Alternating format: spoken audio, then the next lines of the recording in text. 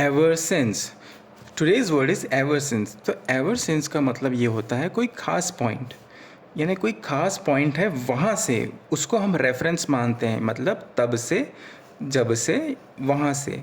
अब वो ख़ास पॉइंट क्या हुआ, जैसे एवर सिंस को हम अगर उसमें देखें, ग्राफ में देखें, तो ये पॉइंट है एवर सिंस का, ठीक है।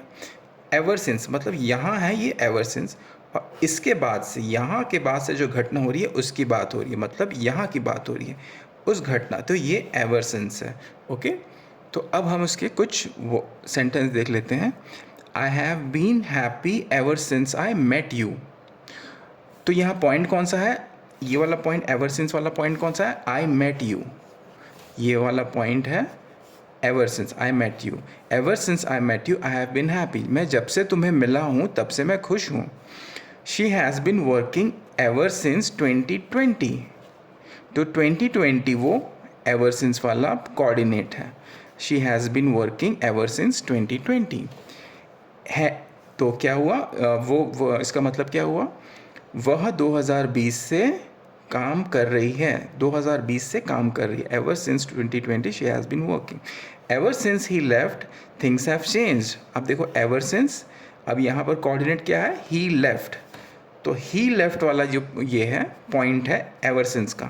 Ever since he left things have changed, जब से वह गया है, एवर सिंस ही लेफ्ट, जब से वह गया है चीज़ें बदल गई हैं। Next, I haven't seen him ever since that day. तो यहाँ एवर सिंस में ये वो कोऑर्डिनेट क्या है, दैट डे, ये है that day, that day. Okay, so मैंने उसे उस दिन से नहीं देखा है। I haven't seen him ever since that, उस दिन से मैंने उसे नहीं देखा है। तो इसका मतलब आपको शायद थोड़ा समझ में आ गया होगा। तो यहाँ ये जो पॉइंट है एवर सिंस वाला, आप पूरे सेंटेंस में देखें तो यहाँ पर पहले आई मेट यू हुआ, एक ever since I met you ever since 2020, right? Ever since he left, और ये that day, ठीक है। तो ever since that day I haven't seen him, ever since 2020 he has been working, ever since he left I am not happy, ever since I have been I have been very happy ever since I met you.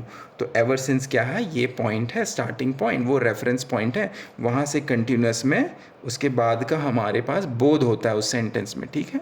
तो यही इसका, इस ever since का मतलब है। तो ये था टुडेज़ वर्ड, और अगले बार हम हमेशा की तरह हमेशा कुछ वर्ड्स देखते रहेंगे, interesting words, conjunction, synonyms, helping verbs. Thank you.